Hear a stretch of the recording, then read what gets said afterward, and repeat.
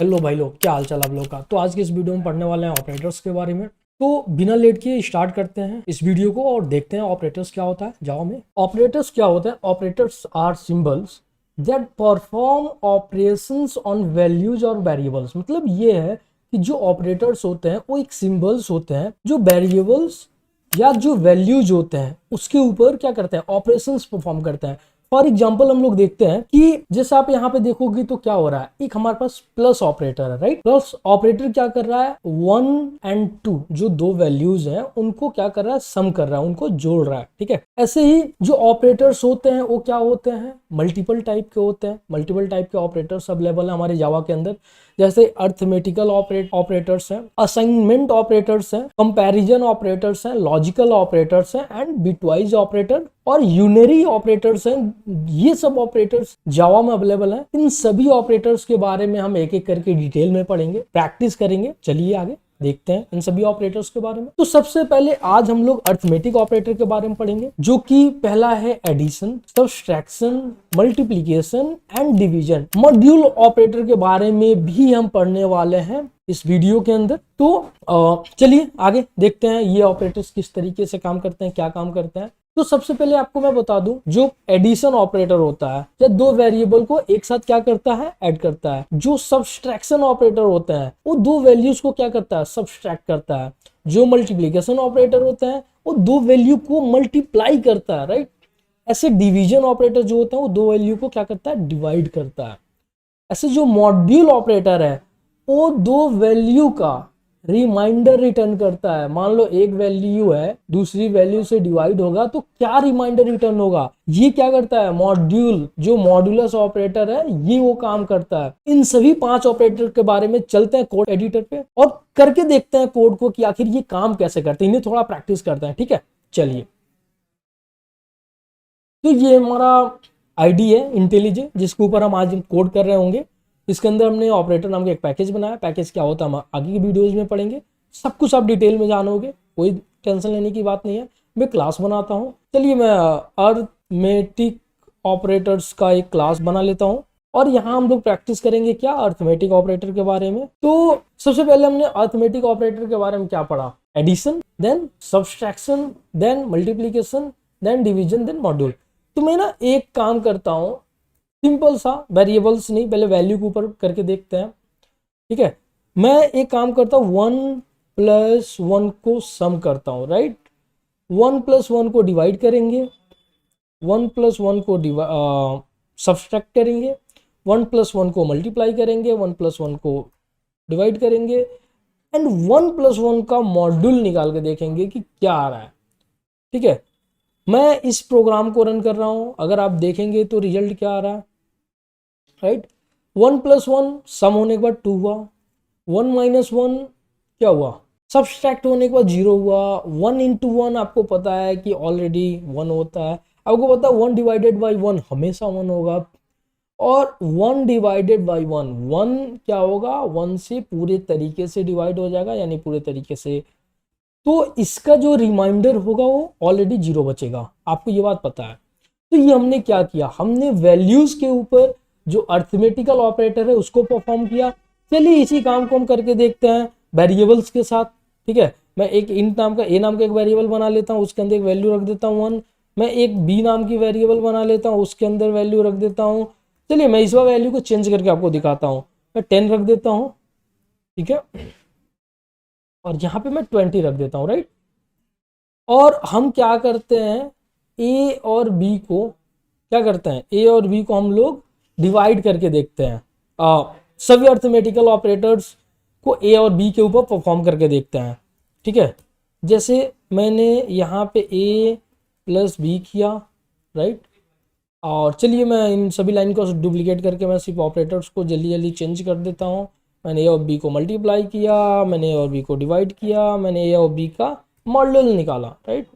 चलिए, तो आप देखोगे a + b = क्या आंसर आ रहा है, ये आपके आउटपुट्स हैं। आप देख सकते हो a और b को डिवाइड करने के बाद रिजल्ट क्या होगा, a और b को मल्टीप्लाई करने के बाद रिजल्ट क्या होगा, राइट। आप देख सकते हो a / b क्या होगा और ए और बी को पूरी तरीके से डिवाइड कर पा रहा है, तो यहाँ पे जो हमारा मॉड्यूल है वो बिल्कुल ही 0 आ रहा है। चलिए इस बार हम चेंज करके देखते हैं।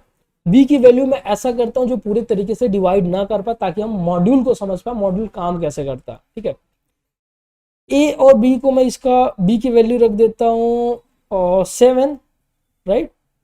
तो और फिर इस प्रोग्राम को मैं रन करता हूँ। आप देखोगे मैंने जब बी की वैल्यू को 7 रखा तो 7 इंटू 7 क्या होगा 14, बचेगा क्या 6। तो यहाँ पे आप देखोगे रिमाइंडर क्या बचा 20 मॉडुलस 7, जो रिमाइंडर बच्चा है वो 6 है।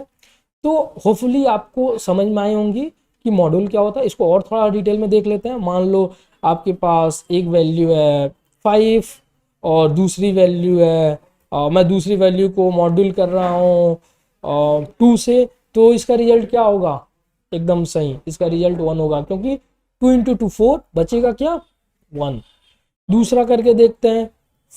मैं रख लेता हूँ यहाँ पे और 13 रख लेता हूँ, डिवाइडेड बाई 2 करता हूँ, रिजल्ट क्या आएगा अगेन 1।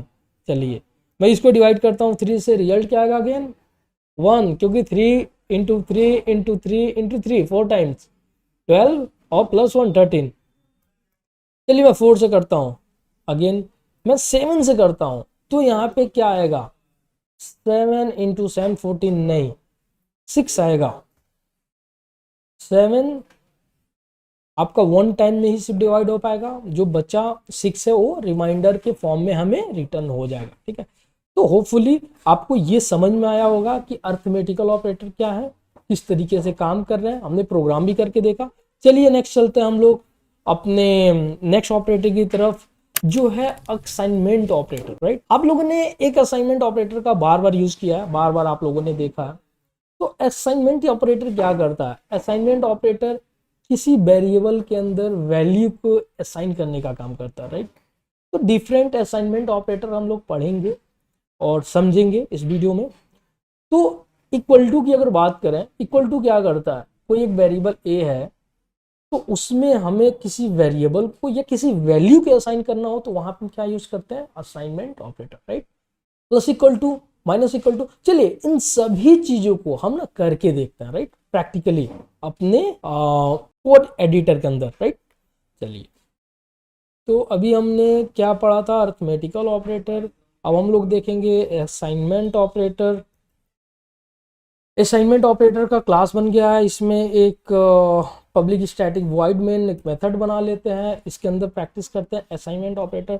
तो अभी मैंने क्या बताया, अगर एक वेरिएबल ए है तो इसके अंदर जो आप वैल्यू असाइन करो 2, तो यहाँ पे ये जो इक्वल टू है क्या है, एक ये असाइनमेंट ऑपरेटर है जो हेल्प कर रहा है वेरिएबल में वैल्यू को क्या करने के लिए, असाइन करने के लिए, राइट। ऐसे ही जब भी मान लो एक वेरिएबल है, इसमें दोबारा से मैं कोई वैल्यू असाइन कर रहा हूँ 3, तो ये क्या कर रहा है, असाइनमेंट ऑपरेटर हेल्प कर रहा है हमें वेरिएबल में वैल्यू को असाइन करने के लिए, राइट। तो अभी आप लोगों ने इसमें देखा कि और भी अलग अलग टाइप के असाइनमेंट ऑपरेटर है, जैसे plus equal to, minus equal to, multiply equal to, divide equal to and module equal to. तो ये सब ऑपरेटर्स क्या करते हैं, इन सब ऑपरेटर्स के बारे में एक बार कोड करके देखते हैं। ये तो आप लोगों ने ऑलरेडी पढ़ लिया है, काफ़ी टाइम आपने इसका आउटपुट देख लिया है, तो फिर भी एक बार मैं दिखा देता हूँ। इसका आउटपुट होगा एक ही, आपको पता क्या होगा, राइट, बिल्कुल सही 3 होगा। तो चलिए ये पुराना वाला क्लास रन हुआ, मैं एक बार इसको रन कर लेता हूँ। तो इसकी आउटपुट जो आ रही है एक ही, वो बिल्कुल सही है, 3 आ रही है, क्योंकि यहाँ पे मैंने ए का इनिशियल वैल्यू 2 किया था, फिर मैंने ए की वैल्यू को चेंज करके मैंने 3 कर दिया था, ठीक है। तो यहाँ पे अभी जो आउटपुट है वो 3 आ रहा है, राइट। फिर उसके बाद हम लोग अभी देखते हैं कि plus equal to, minus equal to, वो सब कैसे काम करते हैं, ठीक है। तो चलिए मैंने एक वेरिएबल ले लिया ए, राइट। अब ए वेरिएबल को मैंने इनिशियल वैल्यू दे दिया 2, करेक्ट। तो हम एक काम करते हैं, ठीक है, हम ये करते हैं, इसको प्लस एक ए की वेरिएबल में वैल्यू असाइन करते हैं प्लस इक्वल टू, और इसकी वैल्यू कर देते हैं क्या 4। तो इसका आउटपुट क्या आएगा, इसका आउटपुट क्या आएगा, अब बताओ। इसका आउटपुट 6 आया, क्योंकि हमने 4 असाइन किया था, फिर भी वैल्यू क्या हुई देखो आप 6 कैसे। चलिए मैं इसको समझते हैं कैसे कैसे हुआ ये। तो हुआ ये कि जब भी हमने प्लस इक्वल टू 4 किया तो क्या हुआ, जो भी वैल्यू ए में था, जो भी वैल्यू ए में था, मतलब इसका मतलब यह है कि ए इक्वल टू ए प्लस 4, ये काम कर रहा है। इसका जो एक्चुअल आंसर होगा ये होगा, मतलब जो भी वैल्यू ए में था उसको ऐड करके जो आप असाइन करना चाहते हो फिर ए में असाइन कर रहा है। तो ए में वैल्यू क्या थी पहले 2, अभी क्या वैल्यू आप असाइन करना चाहते हो 4, तो 2 + 4 क्या हो गया 6, राइट। ऐसे ही जब आप माइनस करते हो, जब आप माइनस करते हो तो इसका रिजल्ट क्या आ रहा है -2, मतलब क्या है a -2। तो आपको पता है कि a की वैल्यू क्या है 2 एंड -4 क्या होगा -2, बिल्कुल सही, राइट। ऐसे जब हम मल्टीप्लाई करते हैं तो क्या होगा अब बताओ, बिल्कुल सही 8। अब ये कैसे काम कर रहा है, ये इस तरीके से काम, करेक्ट। फिर मैं जब डिवाइड कर रहा हूँ तो ये कैसे काम करेगा, ये डिवाइड की तरीके से काम करेगा। आपको अगर मैं दिखा दूँ तो ये बिल्कुल 2 / 4 बिल्कुल 0 आएगा, कुछ भी आंसर नहीं आएगा। अगर हम नंबर्स की बात करें तो डेसिमल की यहाँ पे बात बिल्कुल नहीं कर रहा है। मॉडुलस मॉडुलस मॉडुलस अगर मॉड्यूल में 4 करता हूँ तो क्या आएगा 2, क्योंकि 2 4 को डिवाइड करेगा, कर पाएगा नहीं, रिमाइंडर क्या आएगा बिल्कुल 2, सही है ठीक है। ये कैसे क्या किया 2 मॉडुलस 4। तो होपफुली आपको ये समझ में आया होगा कि डिफरेंट असाइनमेंट ऑपरेटर्स किस तरीके से काम कर रहे हैं। Plus equal to, minus equal to, multiply equal to और डिवाइड इक्वल टू और मॉडुलस इक्वल टू, ये ऑपरेटर्स कैसे काम कर रहे हैं इसको हमने प्रैक्टिकल करके यहाँ पे देखा है, समझा है, ठीक है। चलिए आगे दूसरे ऑपरेटर्स को देखते हैं, दूसरे ऑपरेटर्स क्या हैं और वो किस तरीके से काम कर रहे हैं। तो ये हमने पूरे तरीके से देख लिया असाइनमेंट ऑपरेटर किस तरीके से काम किए। इक्वल टू ने क्या किया, इक्वल टू किया, माइनस इक्वल टू माइनस किया, plus equal two plus, same value को जो भी वेरिएबल्स पड़े हैं प्लस करके वो कर दिया, ठीक है। इस तरीके से मल्टीप्लाई अपना काम किया, डिवाइड अपना काम किया, मॉड्यूल अपना काम करेगा, राइट। आगे चलते हैं।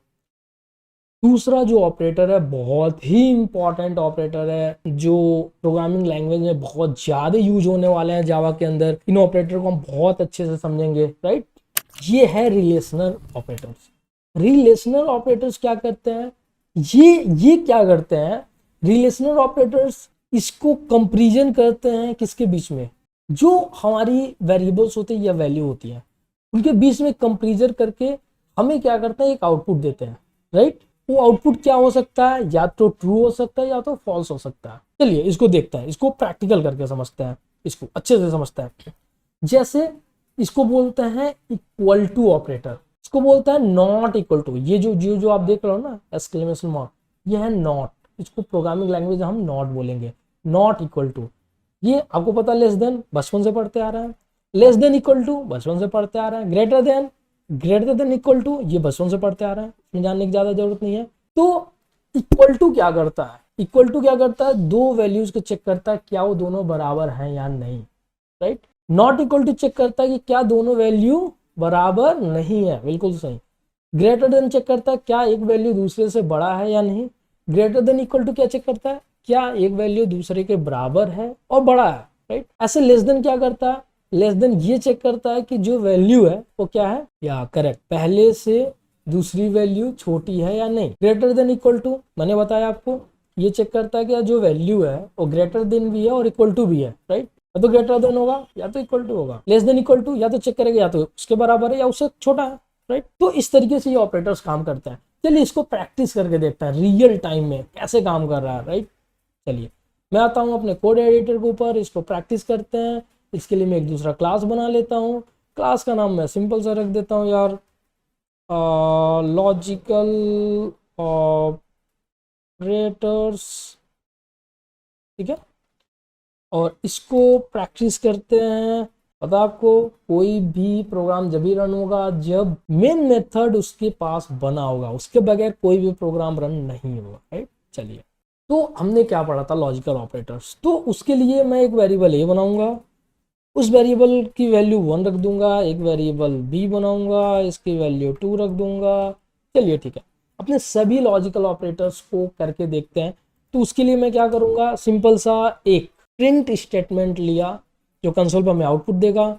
चेक करते हैं क्या ए इक्वल टू है, ए इक्वल टू है बी के। दूसरी चीज ऐसे चेक करना है, ए इक्वल टू नहीं है बी के। ऐसे चेक करना है क्या ए लेस देन है बी के।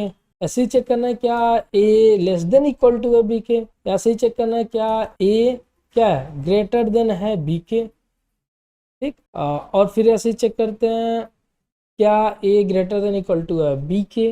राइट, तीन सभी ऑपरेटर्स को प्रैक्टिस करते हैं, देखते हैं। मैं इसको रन करता हूँ, इसको रन करूंगा तो रिजल्ट क्या आना चाहिए, अब बताओ। अब देखोगे क्या ए बी के बराबर है, नहीं। रिजल्ट क्या आया, फॉल्स। क्या ए बी के बराबर नहीं है, बिल्कुल नहीं है बराबर, तो रिजल्ट क्या आया, ट्रू। क्या ए छोटा है बी से, लेस देन है बी से, आपको पता है 1 जो है लेस देन है 2 से, ऑब्वियस सी बात है, ठीक है, ट्रू आया। क्या ए लेस देन है और इक्वल टू है बी के, तो बताओ आप, ट्रू आया, लेस देन है, यस। इक्वल टू है या नहीं वो बात की बात है, पहले तो एक कोई या तो इक्वल टू होना चाहिए तो लेस देन होना चाहिए, इन दोनों कंडीशन के साथ।